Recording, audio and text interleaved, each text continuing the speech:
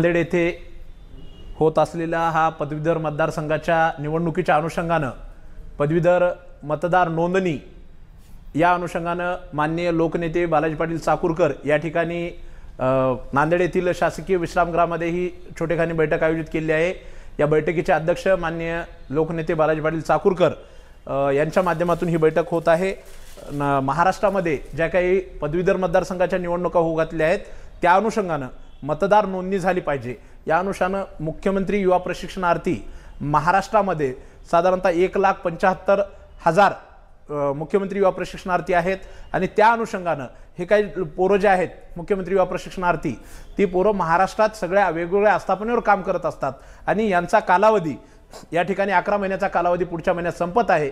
त्यांचं नेतृत्व करत असताना त्यांच्या प्रश्नाला वाचा फोडण्यासाठी महाराष्ट्रामध्ये वेगवेगळे आंदोलन मोर्चे वेगवेगळ्या ठिकाणी करण्याचं काम लोकनेते बालाजी पाटील चाकूरकर यांच्या माध्यमातून झालेलं आहे आणि याची एक वज्रमुठ झाली पाहिजे। म्हणून माननीय बालाजी पाटील चाकूरकर यांच्या माध्यमातून आज पदवीधरांचे जे काही प्रश्न आहेत पदवीधरांचे जे काही अडचणी आहेत सगळे पोरं पदवीधर असताना एक 10,000 रुपयाच्या मानधनावर नोकरी करत आहेत आणि ते सुद्धा करत असताना शासन आमच्याकडे जाणीवपूर्वक दुर्लक्ष करत आहे। लाडका भाऊ म्हणून योजना आणली, विधानसभा निवडणुका डोळ्यासमोर ठेवून ही योजना आणली आणि लगेच विधानसभा झाल्यानंतर या योजनेविषयी उदासीनता सरकार दाखवत आहे आणि या सरकारला कुठेतरी दाखवून दिलं पाहिजे की पदवीधरांची काय ताकद आहे। पदवीधरांची संख्या 1,75,000 पदवीधर 1,75,000 पदवीधर हे महाराष्ट्रामध्ये आहेत आणि त्या अनुषंगानं पदवीधरांचा एक वज्रमुठ झाली पाहिजे। या अनुषंगानं माननीय बालाजी पाटील चाकूरकर यांनी हा लढा नसून रणशिंग या ठिकाणी फुंकलेला आहे। काल लातूर येथे बैठक झाली आहे, आज नांदेडला होत आहे आणि नांदेडच्या बैठकीमध्ये असा एक सूर आहे की जेवढे नांदेड जिल्ह्यामध्ये पदवीधर आहेत त्यांची नोंदणी करण्याचं काम मुख्यमंत्री युवा प्रशिक्षणार्थी नक्कीच करतील आणि त्या माध्यमातून सरकारला दाखवून देऊ आपल्या नांदेडमध्ये किती लोक पदवीधर आहेत। माझ्या माहितीनुसार 3,500 लोक आस्थापनेवर वेगवेगळ्या आस्थापनेवर काम करतात तर 3,500 प्रशिक्षणार्थी माझे हक्काचे मतदार आहेत आणि त्यांची नोंदणी करून घेणं त्यांना मतदान करायला लावणं ही जबाबदारी मुख्यमंत्री युवा प्रशिक्षणार्थी जिल्हा अध्यक्ष म्हणून मी स्वतः स्वीकारतो। माझ्या 16 तालुक्यामध्ये वेगवेगळ्या तालुका अध्यक्षांकडून हे काम करून घेण्याचं फॉर्म भरण्याचं किंवा मतदानासाठी प्रवृत्त करण्याचं काम आम्ही जिल्हाभराचे कार्यकारिणी करणार आहोत आणि माननीय बालाजी पाटील चाकूरकर यांच्या मार्गदर्शनाखाली हे आपल्याला काम करायचं आहे आणि साहेब इथंच न थांबता महाराष्ट्राचा दौरा करून येणाऱ्या निवडणुकीमध्ये पदवीधरांचं जे काही संख्याबळ आहे ते दाखवून द्यायचं आहे आणि आपल्या मतावर आपला हक्काचा माणूस आपल्याला पदवीधर मतदारसंघामध्ये कसा निवडून देता येईल याच्यासाठीची रणनीती आपल्याला यापुढे ठरवायची आहे। एवढंच या ठिकाणी सांगतो, थांबतो। धन्यवाद। आता तुम्ही बोला। या ठिकाणी माननीय लोकनेते बालाजी पाटील चाकूरकर यांना विनंती करतो की आपण या ठिकाणी सविस्तर असं मार्गदर्शन करावं। सर काय हो काय अडचण नाही सर काय इकडे सर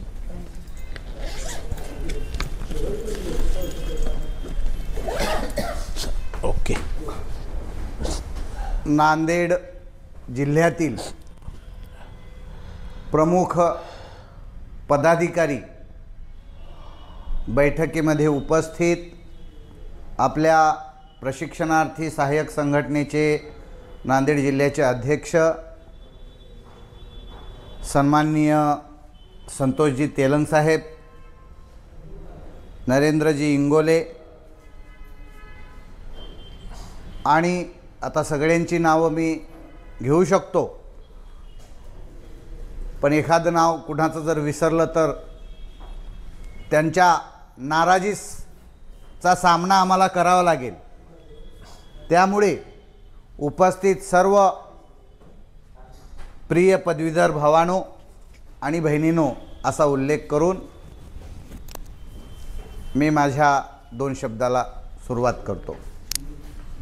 आपल्या जिल्ह्याचे अध्यक्ष तेलंग सरांनी आपणाला आपल्या बैठकीचा उद्देश सांगितलेला आहे।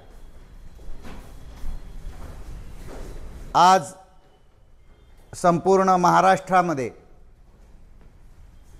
मुख्यमंत्री युवा कार्य प्रशिक्षणार्थी सहाय्यक संघटनेच्या माध्यमातून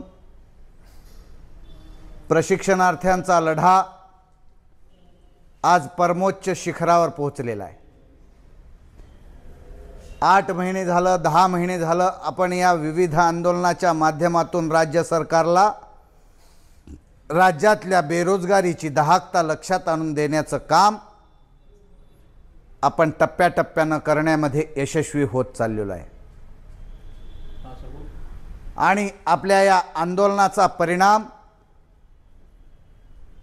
राज्य सरकारमध्ये बसलेली मंडळी आज सतर्क झालेली आहे।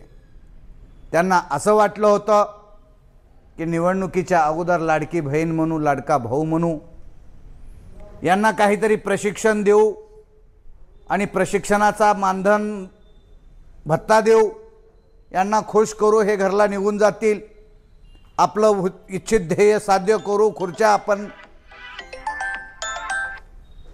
मिळू, मग हे आपण खुर्च्या आनंदानं उपभोगू आणि राज्यातले तरुण घरला गुमानं निघून जातील। हा त्यांचा गोड गैरसमज आपण खोडून काढलेला आहे। आज राज्यामध्ये 1,75,000 प्रशिक्षणार्थ्यांनी 6 महिन्याचा प्रशिक्षणाचा कालावधी संपत आल्यानंतर आंदोलनाचं रणशिंग आपण फुंकलं आणि 5 महिन्याची मुदतवाढ आपण मिळवली। पण आपण 5 महिन्याच्या मुदतवाढीवर समाधानी नाही आहोत। आपण आपली मागणी आहे की राज्यातल्या या प्रशिक्षित बेरोजगार युवकांना, युवतींना कायमस्वरूपी नियमित रोजगार भेटला पाहिजे आणि मानधनामध्ये दुप्पट वाढ झाली पाहिजे। अशा प्रकारची मागणी घेऊन आपण संपूर्ण महाराष्ट्रामध्ये, मग मुंबईचं आझाद मैदान असेल की नागपूरचं संविधान चौक असेल की छत्रपती संभाजीनगरमधलं क्रांती चौक असेल, सांगली असेल की धुळे असेल की एकनाथ मामाचं ठाणे असेल की 36 जिल्ह्यातील जिल्हाधिकारी कार्यालयासमोरचं आंदोलन असेल की प्रत्येक तालुका कचेरी समोरच्या तहसील समोरचं, आपण प्रशिक्षणार्थ्याचा, या सुशिक्षितांचा, या पदवीधरांचा आक्रोश आपण राज्य सरकारच्या समोर नेण्यामध्ये 100% यशस्वी झालो आहोत। आज जरी निर्णय कुठला आपल्यासारखा जरी या क्षणापर्यंत लागला नसला तरी येणाऱ्या काळामध्ये या सरकारला या राज्यातल्या बेरोजगारीबद्दल काहीतरी ठोस निर्णय घेतल्याशिवाय या सरकारला सुटका नाही। या मानसिकतेपर्यंत या सरकारला पोहोचवण्याचं काम आपल्या कालच्या ठाण्यातल्या एकनाथ मामाच्या आंदोलनानं केलेली आहे।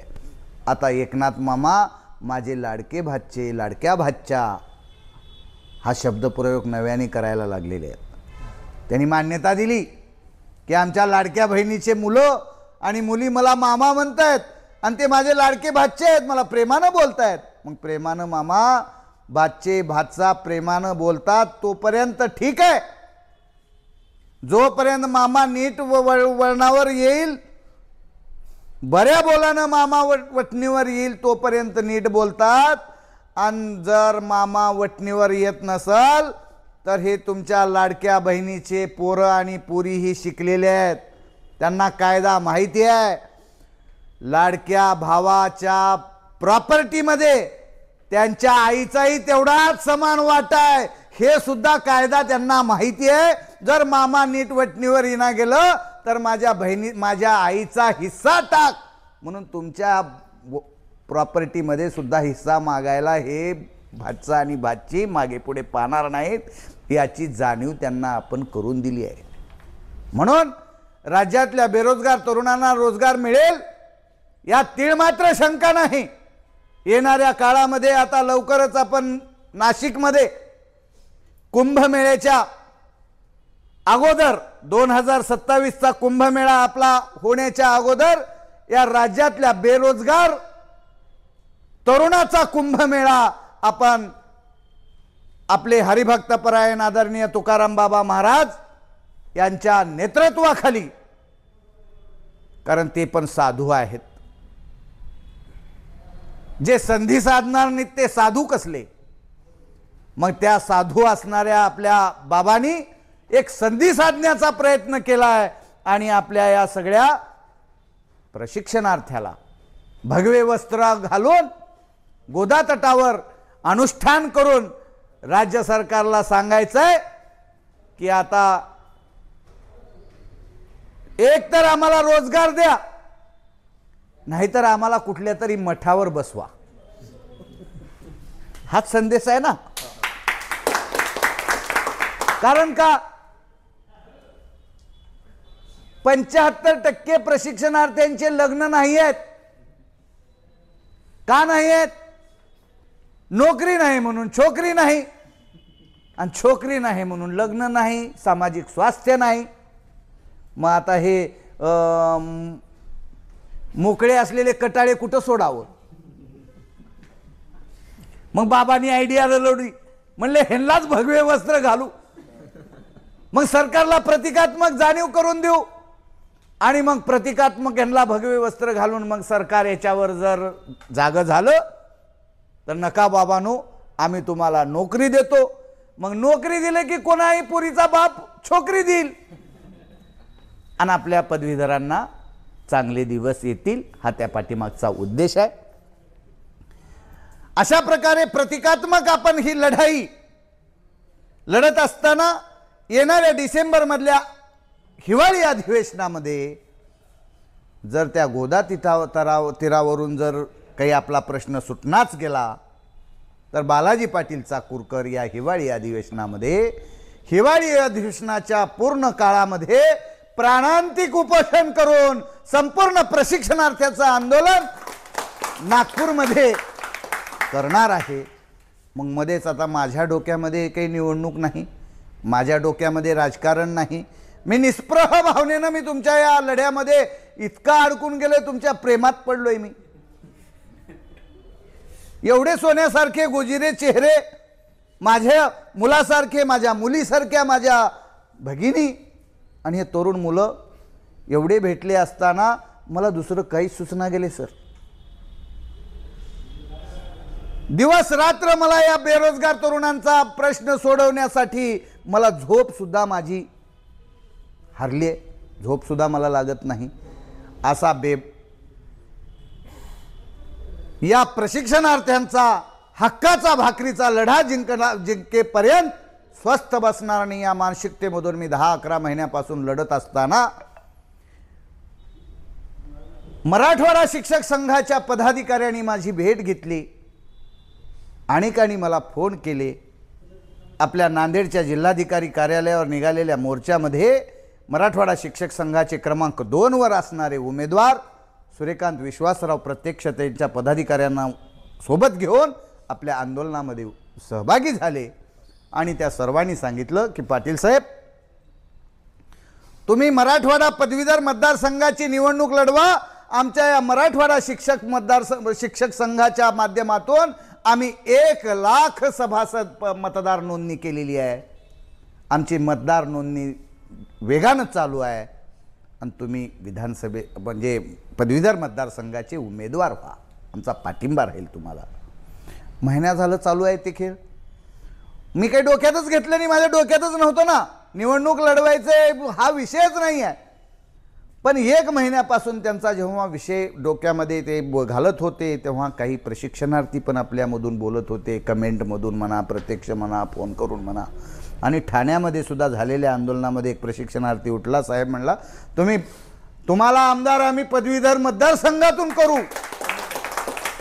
मी म्हटलं हे सगळे का म्हणत आहेत, हे असं का? मग पूर्ण मी जरा एक दिवस तेलंग सर जरा थोडासा मी त्याच्यावर चिंतन केलं. 4 उच्च शिक्षिताशी चर्चा केली, बसलो आणि सर्वांचा विचारविनिमय केल्यानंतर ते म्हणाले की याच्यामध्ये आपला प्रभावी आपलं पदवीधर हे प्रभावी असणार आहेत. आणि काय झालंय नेमकं, मग त्याविषयी आम्ही चिंतन केलं आणि सगळ्यांना सांगितलं की आता आपण निवडणूक लढायची का नाही लढायची याला आणखी अवकाश आहे. 1 वर्षाचा अवकाश आहे. पण निवडणूक जर 1 वर्षामध्ये निवडणूक लागल्यावर जर आपण उभा टाकायचा जर सर्वांनी निर्णय केला तर आपल्याकडे मतदारच नसतील तर कुणाच्या बळावर आपण निवडणूक लढवणार. मग निवडणूक लढवायचंय का नाही लढवायचं हे पुढे आपण सगळे मिळून ठरवू. पण तोपर्यंत आपण आपल्या मराठवाडा पदवीधर मतदारसंघातून आपण पदवीधराची मतदार नोंदणी मोठ्या प्रमाणात करून घ्यायचा निर्णय केला आणि त्याची पहिली मीटिंग लातूरमध्ये केली आणि लातूरमध्ये चांगला प्रतिसाद भेटला आणि लातूरमध्ये एका 10 तालुके आहेत, 10 तालुक्यामध्ये 11,000 सभासद नोंदणीचं उद्दिष्ट आम्ही ठरवलं लातूर जिल्ह्यामध्ये आपल्या पदवीधराच्या माध्यमातून, आपल्या प्रशिक्षणार्थ्याच्या माध्यमातून. काहीच अवघड नाही मित्रांनो. इथं आपण किती जण आहोत? 4, 4, 8, 9, 10, 11, 12, 13, 14, 15, 16, 17, 18, 20 जण आहोत. 20 जण असताना आपण आपापल्या घरामध्ये पदवीधर किती आहेत बघा. नुसते तुम्ही एकटे पदवीधर नाही आहेत इथे बसलेले. माझ्या माहितीप्रमाणे आपल्या प्रत्येकाच्या घरात, कुणाच्या घरात 5 आहेत, कुणाच्या घरात 2 आहेत, कुणाच्या घरात 3 आहेत, कुणाच्या तर घरात 10-10 पदवीधर आहेत. पण आपण ती नोंदणी करत नाही. का नोंदणी करत? थांबा ना तुम्ही, थांबा आता घेऊ द्या. ही नोंदणी न केल्यामुळं आपलं कोणी नोंदच घेत नाही. आपण जर मतदार यादीत उद्या नाव आलं तर सगळ्या पक्षाचे पुढारी तुमच्या दारात येतील. सगळ्या पक्षाचे पुढारी तुम्हाला म्हणतील, पदवीधर बंधू मतदान आहे आणि आमचे हे उमेदवार आहेत. तेव्हा तुम्ही काय रुबाबानं म्हणचाल, बेटा 11 महिने झाला आम्ही लढलाल, तू कुठं होतोस बेटा? त्याला उत्तर देता येईल का? मग त्याच्यासाठी आपल्याला काय व्हावं लागेल? आधी मतदार व्हावं लागेल. एकजूट नंतर मतदार नोंदणी केली तर एकजूट होईल. ते आपल्याला विचारायला येतील. आपण जर मतदार नसलं तर कोण विचारायला येणार आहे? त्याच्यामुळं मी नांदेड जिल्ह्यातल्या 16 तालुक्यातल्या 16 अध्यक्षांना आणि इतर जे पदवीधर आहेत, मग ते पवित्र पोर्टलचा विषय असो शिक्षकांचा, त्यालाही आपला पाठिंबा आहे. TAT मधल्या ज्या जागा भरायच्या आहेत त्या पदवीधरांना पण आपला पाठिंबा आहे. याही लोकांचं संघटन आपल्याला या पदवीधरमध्ये करावं लागेल. खूप पदवीधर आहेत. आपल्याला गैरसमज काय आहे की आता सतीश चव्हाण आपले पदवीधरचे आमदार आहेत. 4 वेळेस 2000 पासून तेच आमदार आहेत. 25 वर्ष झालं तेच आमदार आहेत.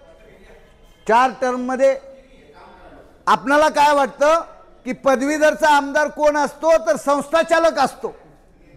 त्यांच्या 10, 5, 10, 25 संस्था असतात, तेच असतो. गैरसमज आहे आपला.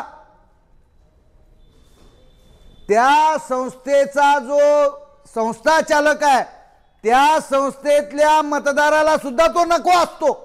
कारण तो त्या कर्मचाऱ्याचं शोषण वारंवार निवडणूक लागली की करतो. पैसे कापून घेणे, महिन्याची पगार घेणे वगैरे वगैरे सगळ्या गोष्टीचं शोषण करतो. पण त्यांनाही समर्थ पर्याय नसतो. त्यांनी त्यांच्या सोयीचे मतदार करून घेतात आणि पुन्हा पुन्हा निवडणुका जिंकतात.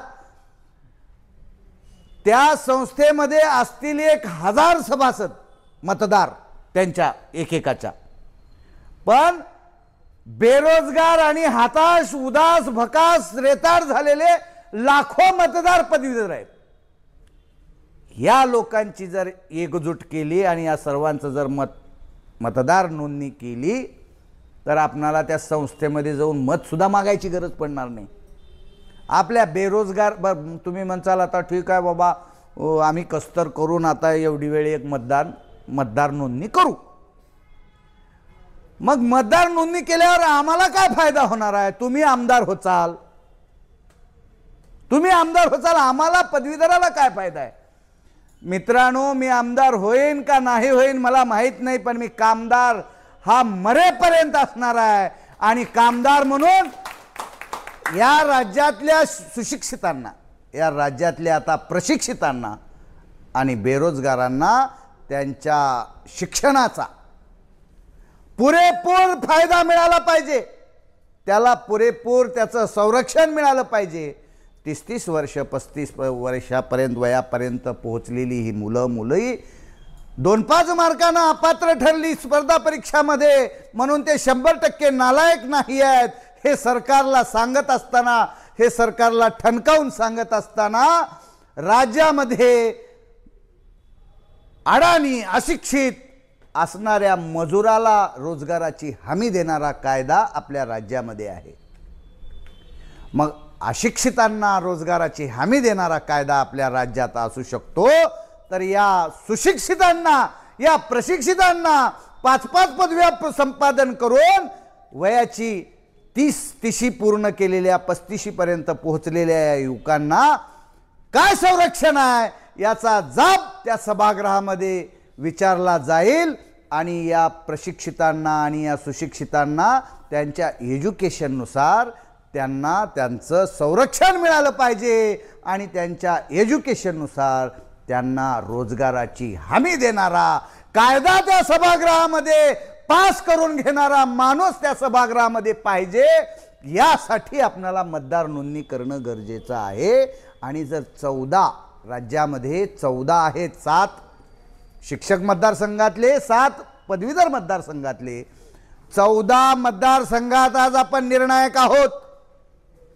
आजपर्यंत लोकांनी आपण लक्षात आलो नाही, पण आपली संख्या विखुरलेली आहे. आपली संख्या प्रचंड मोठी असताना आपण नैराश्याच्या गर्तेमध्ये सापडल्याचा गैरफायदा या मंडळींनी आतापर्यंत घेतलाय. तो गैरफायदा यापुढे या लोकांना घेता येणार नाही. यासाठी बालाजी पाटील चाकूरकर संपूर्ण महाराष्ट्रामध्ये आपले जे नेतृत्व आहेत त्या नेतृत्वाच्या, इतर नेतृत्वाच्या मदतीनं राज्यामधल्या सुशिक्षितांना, प्रशिक्षितांना त्यांच्या रोजगाराची हमी देणारा कायदा, आणि तुम्हाला नोकऱ्या जर देता येत नसेल तर भविष्यामध्ये या आमच्या लेकरांचं जे काही आयुष्य या शिक्षणामध्ये वाटोळं झालेलं आहे, वेळ वाया गेलेला आहे, त्याला त्याचा मोबदला स्टायपंडच्या माध्यमातून कमीत कमी मी जर त्या सभागृहात गेलो तर कमीत कमी या सुशिक्षितांना, या पदवीधरांना 25,000 रुपयाचं स्टायपंड त्याला घरी बसून त्याला मिळालं पाहिजे. या पद्धतीचा कायदा आपल्याला करावा लागेल. तुम्हाला सगळ्याला जर नोकऱ्या देणं होत नसेल तर तुम्ही एवढे इंजिनिअरिंग कॉलेज काढले कशासाठी? एवढ्या शाळा महाविद्यालयाला परवानगी दिली कशासाठी? शिक्षण घ्या म्हणता, शिक्षण घेतल्यानंतर त्याला तुम्ही नोकऱ्या देऊ शकत नाही, सगळे उद्योग व्यवसायामध्ये जाऊ शकत नाहीत. म्हणून टॅलेंट आपलं उपयोगाला आलं पाहिजे, याकरिता कायमस्वरूपी रोजगार दिला पाहिजे. हा पहिला आपला नियमित कायमस्वरूपी रोजगाराचा मुद्दा आपण तिथे श्वेतपत्रिकेच्या माध्यमातून आपली सगळी माहिती राज्यापुढे सादर करणं सरकारला बाध्य आहे. त्यासाठी आपला लोकप्रतिनिधी हा अत्यंत अभ्यासू, जिज्ञासू आणि चिवट असला पाहिजे. हे संस्थाचालक जे आमदार होतात ते तुमच्या आमच्या पदवीधरासाठी होत नाहीत भावानो. त्यांना त्यांच्या संस्था सांभाळण्यासाठी एक मानाचं पद पाहिजे असतं. ते सरकारला तुमच्या आमच्या मागणीसाठी तुटून सरकारवर पडत नाहीत. का पडत नाहीत? तर ते सरकारला जर तुटून पडलं तर त्यांच्या संस्थाचं जे काही फायदा तोटा आहे तो कसा होईल? नवीन तुकड्याची मान्यता पाहिजे असते, नवीन जागा भरायच्या असतात, 20-20 लाख 40 लाख 1-1 कोटी रुपये आणून त्याचं डोनेशन घ्यायचं असतं.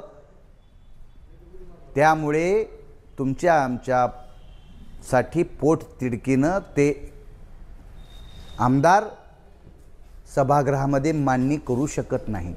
करू शकतात का? मग बालाजी पाटला सारखा जर त्या सभागृहामध्ये गेला लोकप्रतिनिधी म्हणून तर त्याला काहीच भीती नाही ना सरकारची. ज्यांच्यासाठी, ज्यांच्या माध्यमातून हा लोकप्रतिनिधी झालेला आहे तो लोकप्रतिनिधी तुमच्यासाठी लढेल, तुमच्यासाठी लढेल आणि तुमच्यासाठी मरेल. त्याला काही वैयक्तिक स्वार्थाची गरजच राहणार नाही.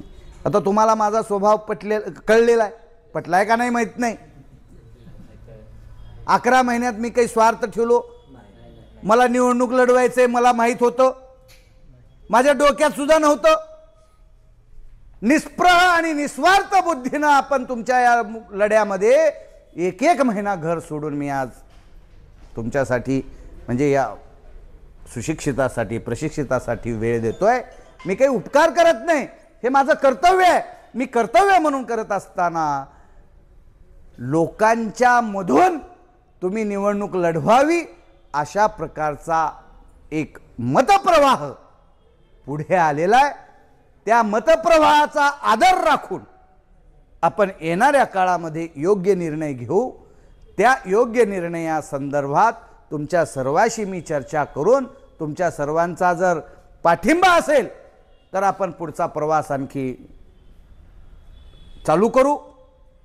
पण तोपर्यंत आपली मतदार नोंदणी मोठ्या प्रमाणात करण्याचा आपण आज संकल्प करू. तेलंग सर, आपल्या 16 तालुक्यामध्ये आपणाला 15,000 मताचं मतदार नोंदणीचं आपण उद्दिष्ट डोळ्यासमोर ठेवून काम करायचं आहे. प्रत्येक तालुक्याला 1,000 आणि शहरामध्ये 2,000 ते 3,000 मतदार आपणाला करायचे. कोणता तालुका छोटा असेल तर 500-700 होईल. अशा पद्धतीनं तुम्ही जरा प्लॅनिंग करा आणि तुमच्या 16 तालुक्याच्या अध्यक्षाची नावं आणि मोबाईल नंबर आमच्या मोबाईलवर तुम्ही पेस्ट करा, कॉपी पेस्ट करा. आमचा मनुष्य कार्यालय चालू केलं आहे आपण चाकूरमध्ये, लातूरमध्ये. त्या कार्यालयातून त्यांना फोन जातील आणि तुम्ही जे प्रयत्न करताय त्या प्रयत्नाला पुढे नेण्यासाठी आम्ही जेवढे शक्य होईल तेवढे आम्ही प्रयत्न करू. मी आज मराठवाड्याचा दौरा संपूर्ण महाराष्ट्रामध्ये मी मराठवाड्याचा 8 जिल्ह्याचा दौरा करतोय. आता 8 जिल्ह्याचा दौरा झाल्यानंतर काही ठिकाणी आपण एक कॅम्प टाईप मतदार नोंदणी करण्यासाठी आवाहन करायचं आहे आणि तहसील पुढे आपणाला कॅम्प करायचेत आणि सगळ्या लोकांना त्या दिवशी आपण मदत करायची आहे. आपण मतदार नोंदणी ऑफलाईन पण करू शकतो आणि ऑनलाईन पण करू शकतो. आपल्याकडे लिंक फॉरवर्ड केलेली आहे, मी अजून पण करू. तुमच्याकडे माझा नंबर आहे. तुम्हाला वाटतंय का नाही बालाजी पाटील आपल्यासाठी काही करू शकतील याचा विश्वास वाटतो का नाही?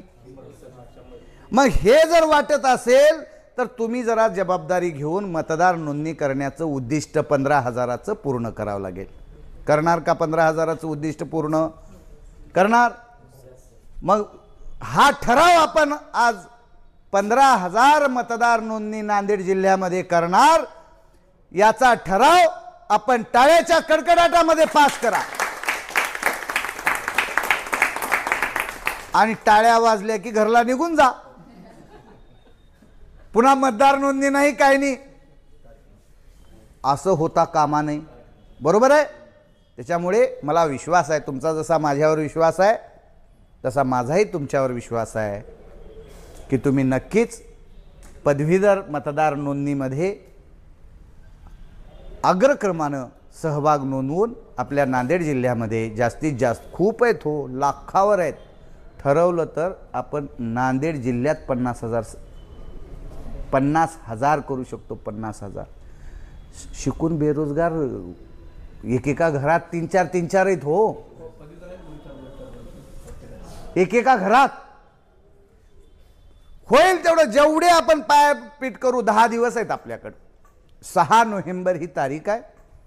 6 नोव्हेंबरपर्यंत आपण शर्थीचे प्रयत्न करा.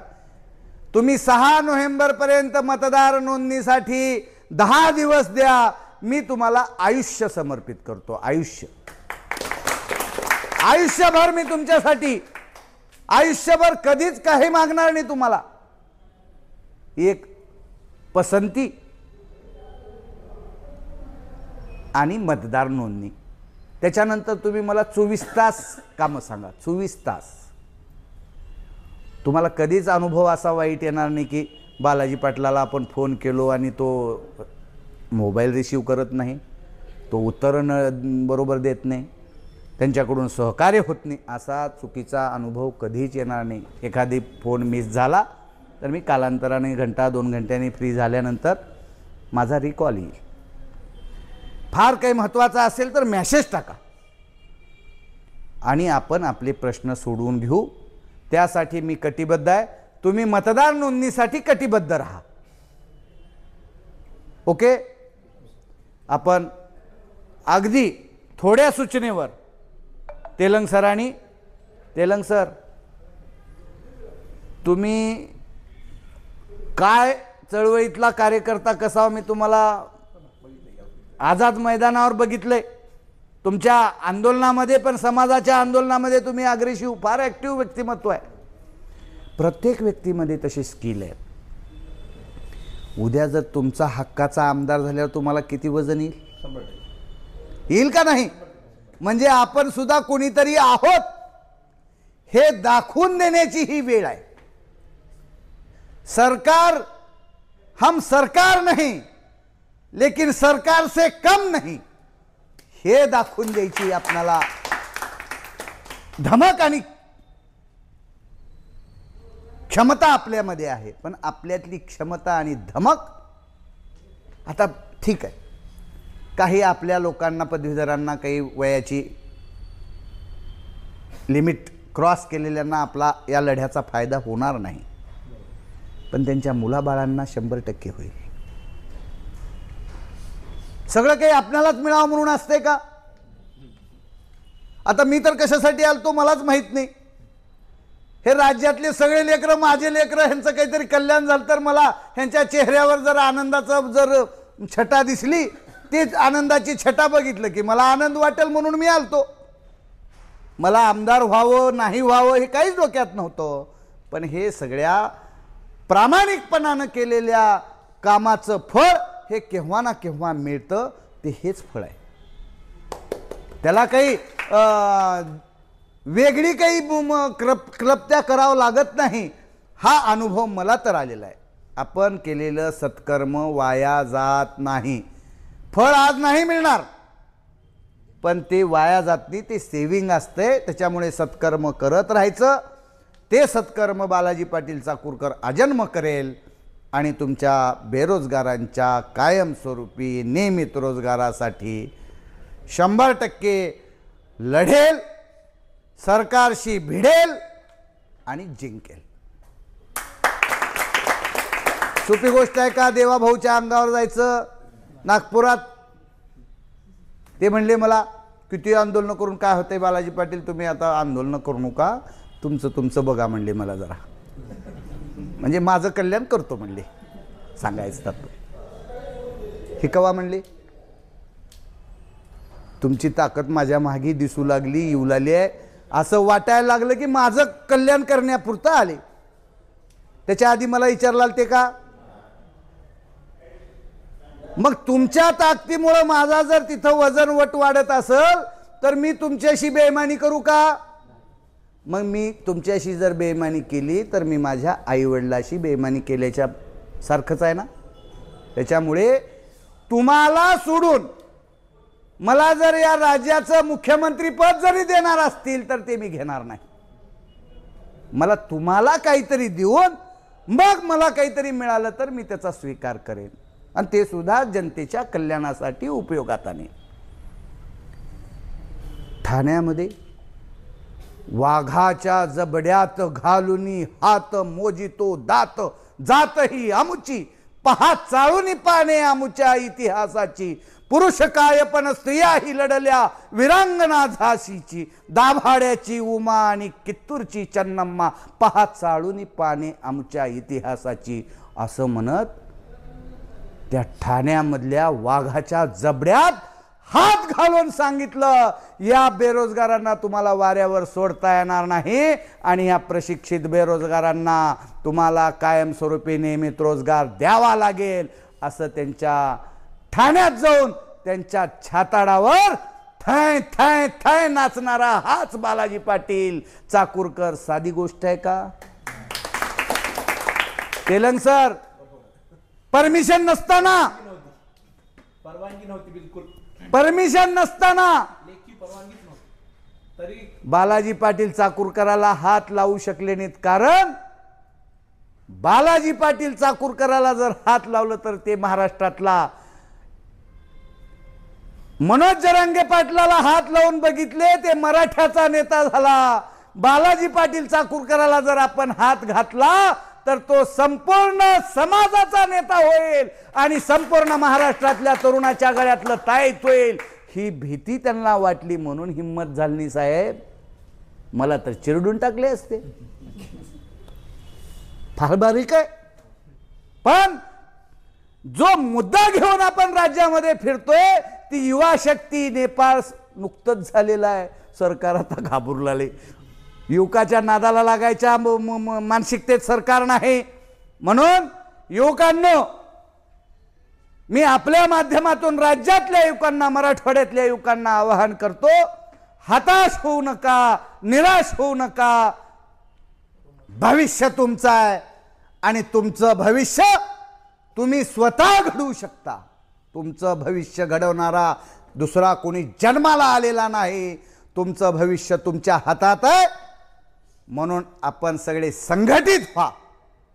निराश होऊ नका, आत्महत्येचा मार्ग निवडू नका, व्यसनाच्या अधीन जाऊ नका आणि आपली संघटित ताकदीची वज्रमुठ आवळा आणि राज्यातल्या सरकारला सांगा हम सब एक है आणि हम सब एकचा नारा करून संघटित व्हा. संघटित झाल्यानंतर तुमचे प्रश्न एका झटक्यामध्ये सुटतील हा विश्वास मी तुम्हाला या ठिकाणी देतो. आणि आपण मोठ्या संख्येनं या पदवीधर मतदारसंघामध्ये मराठवाड्यामध्ये मतदार नोंदणी कराल हा विश्वास व्यक्त करतो. आणि आपण कमी वेळात दिलेल्या छोट्याशा सूचनेवर एवढ्या मोठ्या संख्येने महत्त्वाचे सर्व पदाधिकारी जमलात त्याबद्दल आपल्या सर्वांचं मनापासून आभार मानतो आणि थांबतो. धन्यवाद. जय हिंद, जय महाराष्ट्र.